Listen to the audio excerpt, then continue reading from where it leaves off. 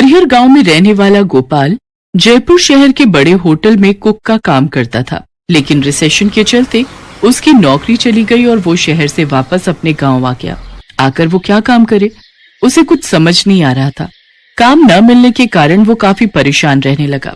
तभी उसके पड़ोस में रहने वाला दीनलाल काका उससे कहता है, अरे भाई गोपाल, इतना परेशान होने की जरूरत नहीं है। भगवान ने चाहा तो सब ठीक हो जाएगा। क्या ठीक हो जाएगा काका? इस गांव में कौन सा कभी कोई होटल खुलेगा जहां मुझे काम मिल जाएगा? मुझे तो डर है कहीं मेरी बेटी की पढ़ाई ही ना छूट जाए। अरे घबराओ नहीं, तुम्हारे पास बचत होगी ना। फिलहाल उसी से काम चलाओ और साथ ही साथ कोई काम भी ढूंढते रहो। तभी गोपाल को नई नई सलाह देते रहते थे, पर उसका ना तो कोई काम बन रहा था और ना ही किसी की कोई सलाह काम आ रही थी।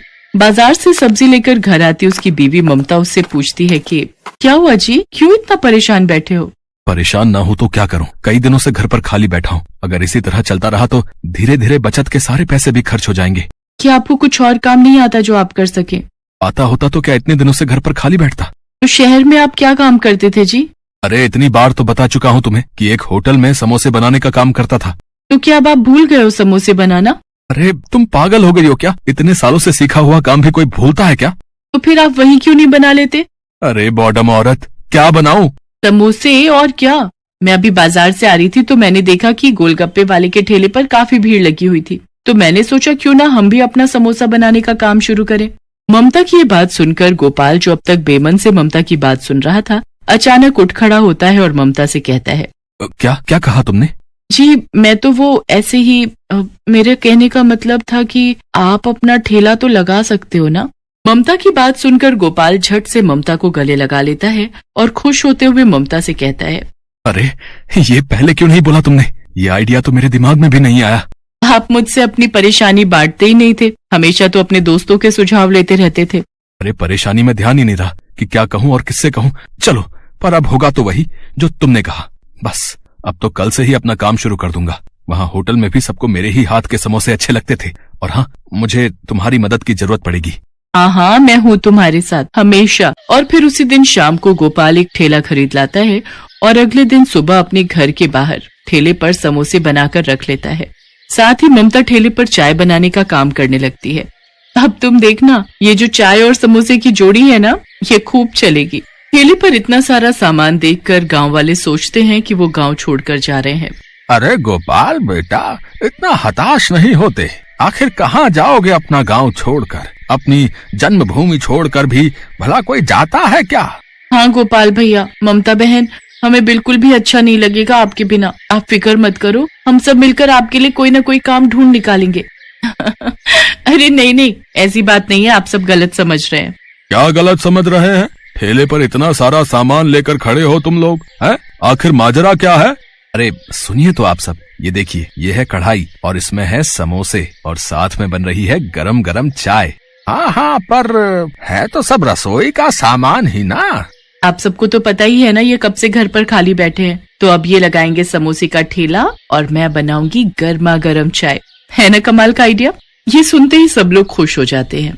अरे वाह, अब तो मतलब हमें मजेदार समोसे खाने को मिलेंगे। जी हाँ, और वो भी शहर के कुक के हाथ के।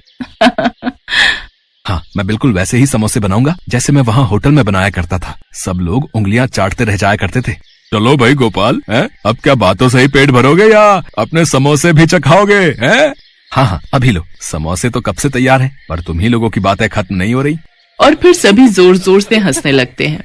गोपाल और ममता फटाफट चाय और समोसा गर्म करके सबको देते हैं।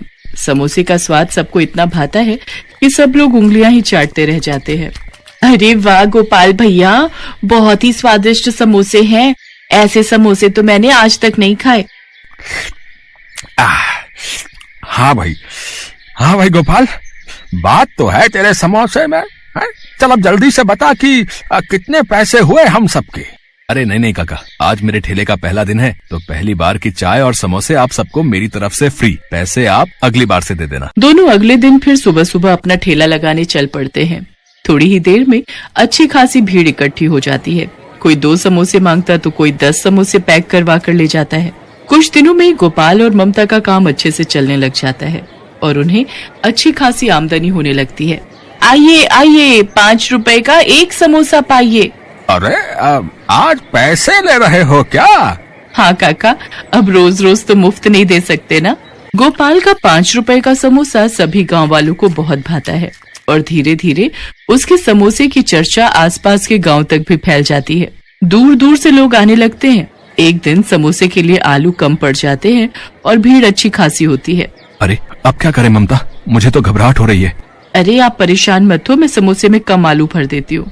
नहीं नहीं, ये ठीक नहीं होगा, हम समोसे के लिए मना कर देते हैं। नहीं, बिल्कुल भी नहीं। अगर एक बार मना कर दिया तो फिर कोई भी मुड़कर ठेले पर वापस नहीं आएगा। गोपाल को कुछ हद तक ममता की बात सही लगती है और वो कम आलू भरने के लिए मान जाता है। वो डरते डरते सबको समोसे देता है और सोचता है कि कोई कुछ न कुछ जरूर बोलेगा, पर कोई कुछ नहीं कहता और उन सबको समोसे मिल जाते हैं।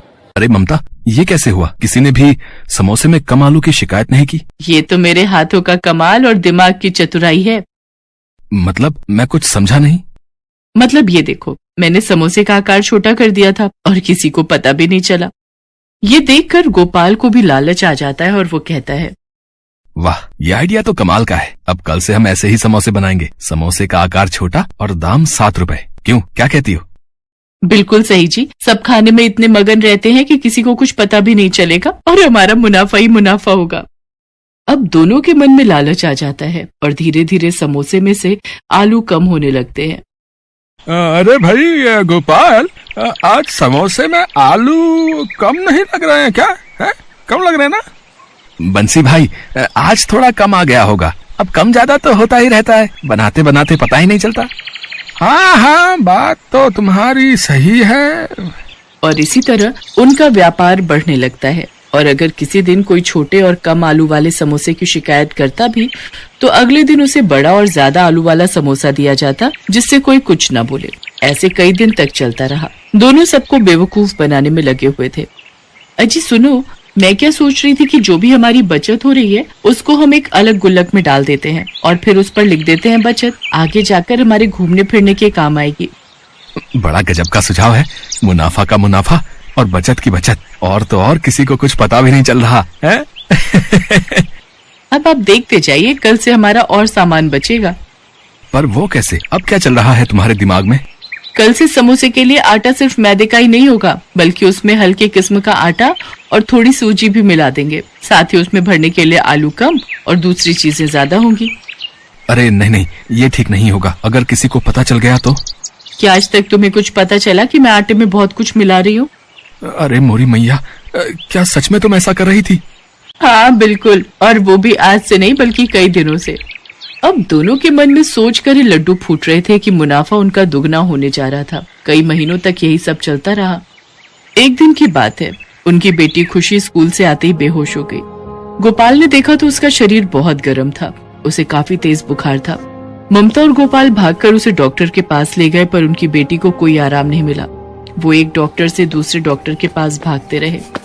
इसी कारण उनका ठेला भी काफी दिन तक बंद रहा और नौबत यहाँ तक आ गई कि उन्हें अपनी बचत वाली गुल्लक भी फोड़नी पड़ी।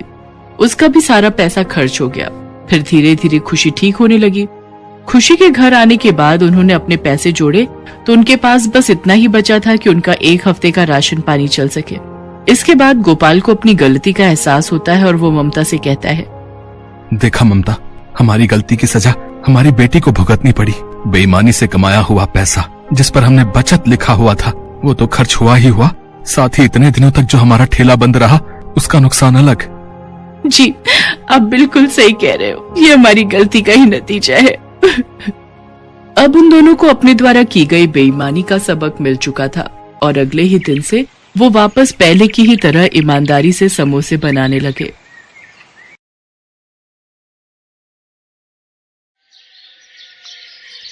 ये कहानी है जग्गी पकौड़े वाले की। जग्गी की पत्नी सीमा और जग्गी दोनों मिलकर पकौड़े बेचा करते हैं। जग्गी के पकौड़े लोगों के बीच काफी प्रसिद्ध हैं। जो एक बार उसकी दुकान में आता है वो बार बार आना चाहता है। पकौड़े खा लो, पकौड़े, गर्मा गर्म पकौड़े, प्याज के पकौड़े, आलू के पकौड़े, मिर्ची के पकौड़े। एक बार खाओगे बार बार आओगे। राजू और उसके दोस्त दिनकर को आज पकौड़े खाने का मन हुआ तो वे नुक्कड़ के पकौड़ों की सबसे फेमस दुकान यानी जग्गी पकौड़े वाले की दुकान की ओर बढ़ चले। आज सही समय पर निकले हम दोनों, नहीं तो जब तक जग्गी की दुकान पर पहुंचते थे उसकी दुकान के सारे पकौड़े खत्म हो जाते थे। आज तो जमकर पकौड़े खाऊंगा। जग्गी के मिर्च वाले पकौड़े तो इतने स्वादिष्ट होते हैं भाई कि क्या बताऊं यार। एक बार मेरी बीवी मुझसे नाराज चल रही थी, उस रोज मैं उसके लिए जग्गी के पकौड़े ले आया। अरे राजू भाई क्या बताऊं, एक वो दिन है और आज का दिन है। मेरी बीवी मेरे से ऊंची आवाज में बात तक नहीं करती, नाराज होना तो छोड़ ही दो। राजू और दिनकर बातें करते हुए जग्गी की दुकान के बिल्कुल नजदीक पहुंच गए थे। तभी उन्हें दूर से जग्गी की दुकान पर भारी भीड़ दिखाई दी। अरे दिनकर भाई, कहीं आज भी हम लोग लेट तो नहीं हो गए? देख रहे हो जग्गी की दुकान के बाहर लोगों की भीड़। दिनकर दुकान की ओर देखता है, लेकिन एक बात उसे अजीब सी लगती है। उसने देखा कि दुकान के बाहर जितने लोग थे लगभग सभी के हाथ में डंडे थे, कुछ ने पत्थर भी उठा रखे थे। अरे राजू भाई, भीड़ तो दिख रही है, लेकिन भीड़ में लोगों ने डंडे और पत्थर क्यों उठा रखे हैं? कहीं कोई गड़बड़ है क्या? उन्हें कुछ समझ आता उससे पहले लोगों के जोर जोर से चिल्लाने की आवाज आने लगी और सभी गुस्से में कह रहे थे, मारो मारो मारो इसे, छोड़ना नहीं है, मार इसको, मार। उसके बाद दिनकर और राजू ने देखा कि वहाँ खड़ी भीड़ जग्गी को दुकान से खींचकर बाहर निकाल रही है। बाहर निकल। आज हम तुम्हें तुम्हारी हरकतों की वो सजा देंगे कि तू जिंदगी भर याद रखेगा। ये कहकर भीड़ में खड़े एक आदमी ने डंडे का जोर का प्रहार जग्गी पर किया। जग्गी दर्द से कराहने लगा। उसके बाद तो कई लोग डंडे से उसे मारने लगे। उसके सिर से खून निकलने लगा। वो लोगों के आगे हाथ जोड़कर माफी मांगने लगा। छोड़ दीजिए मुझे। तुम्हें छोड़ दूं? हैं? तुम्हारे जैसे बेशर्म पकौड़े वाले को छोड़ना मतलब तुम्हें गलत काम करने की छूट देना। ये कहकर भीड़ में से ही एक आदमी ने अपने हाथ में लिया पत्थर उठाया और उसकी ओर तान दिया। ये देखकर जग्गी दुकान से निकलकर तेजी से भागने लगा। ये लोग तो मेरी जान ही ले लेंगे, मुझे किसी भी तरह यहाँ से निकलना होगा। जग्गी आगे आगे भाग रहा था और गुस्साई भीड़ उसके पीछे। राजू और दिनकर को अभी भी समझ नहीं आ रहा था कि आखिर ऐसा क्या हो गया कि लोग जग्गी के पीछे पड़े हैं। लोग उसे बेशर्म पकौड़े वाला क्यों कह रहे हैं? लोगों के इस तरह जग्गी पर भड़कने का कारण समझने के लिए कुछ समय पीछे जाना पड़ेगा। 410, 430, 490, 500, आज की कमाई 500। अगर इसी तरह कमाई होती रही तो तेरे लिए चांदी की पायल बनवा दूंगा। अजी मुझे पायल वायल नहीं चाहिए। क्यों, क्या हुआ? हमेशा तो गहने की रट लगाए रहती है। हाँ गहने मुझे चाहिए, लेकिन ईमानदारी के पैसे से। अरे तो मैं कौन सा स्मगलिंग कर रहा हूँ, ईमानदारी से ही तो पैसे कमा रहा हूँ।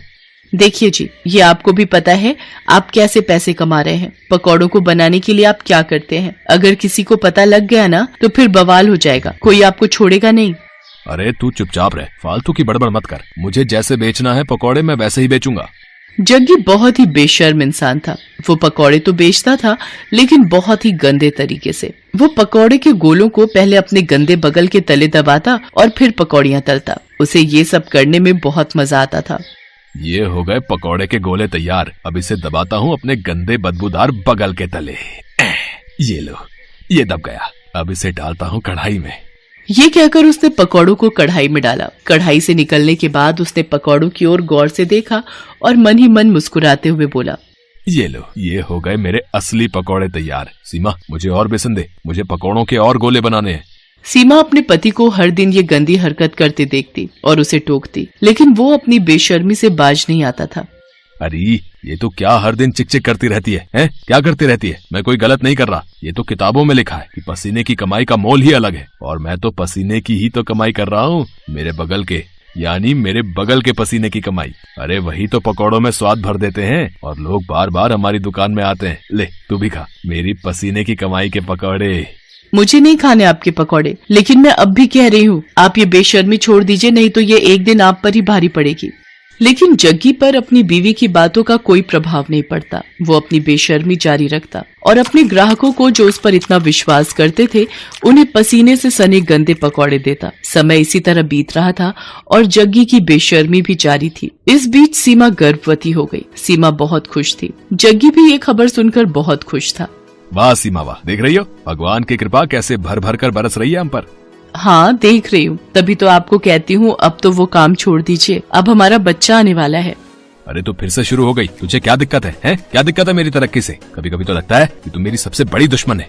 एक बार फिर से जग्गी ने अपनी पत्नी सीमा को चुप करा दिया और अपनी बेशर्मी में लगा रहा। लेकिन वो कहते हैं ना कि गलत काम कितनी भी चतुराई से आप करें, एक न एक दिन आपका भेद खुल जाता है और फिर उसके बाद आपको उन सारे पुराने गुनाहों का भी हिसाब देना होता है जो आपने किया होता है। एक दिन की बात है, जग्गी पकौड़े बनाने के लिए पकौड़ों के गोलों को अपने बगल के नीचे दबा रहा था और धीरे धीरे कढ़ाई में डाल रहा था। तभी दूर खड़े एक आदमी की नजर उसकी इस हरकत पर गई। अरे ये पकौड़ी वाला जग्गी क्या कर रहा है भाई? है? अरे छी छी छी छी छी, मुझे तो उल्टी आ रही है इसकी इस हरकत को देखकर। उसने चुपके से जग्गी का वीडियो बना लिया और फिर उसकी दुकान पर गया। ओए जग्गी, तू तो बड़ा बेशर्म है? तुम्हारे ग्राहक तुम पर इतना भरोसा करते हैं और तू उन्हें गंदे पकौड़े खिलाता है? गंदे पकौड़े? ये आप क्या कह रहे हैं भाई? ज्यादा भोले मत बन और सच सच बता, तू पकौड़ों को तलने से पहले उसे अपने बगल के नीचे दबाता है ना? छी छी छी छी, ये आप क्या कह रहे हैं साहब? भला ऐसा कौन करता है? मैं तो पूरी सफाई से अपना काम करता हूँ। क्यों सीमा, बताना साहब को। सीमा ने जग्गी की बात का कोई जवाब नहीं दिया, बस अपना सिर नीचे झुका लिया। वो ग्राहक समझ गया कि जग्गी इस तरह उसकी बातों को नहीं मानेगा। उसने जो वीडियो बनाया था वो वीडियो उसने लोगों को भेजना शुरू कर दिया। जिसने भी उस वीडियो को देखा उसे उबकाई आने लगी। छी छी छी, बाप रे, मैंने भी तो इसके यहाँ के पकोड़े खाए थे। वो ऐसे पकोड़े बनाता है? इस तरह से तो वो लोगों की सेहत से खिलवाड़ कर रहा है। वो वीडियो 1 से 10, 10 से 100 और 100 से फिर लाखों लोगों तक पहुंचकर वायरल हो गया। उस वीडियो को देखकर सभी को बहुत गुस्सा आया और गुस्से में वे सभी जग्गी की दुकान पर डंडे और ईंट पत्थर लेकर पहुंच गए।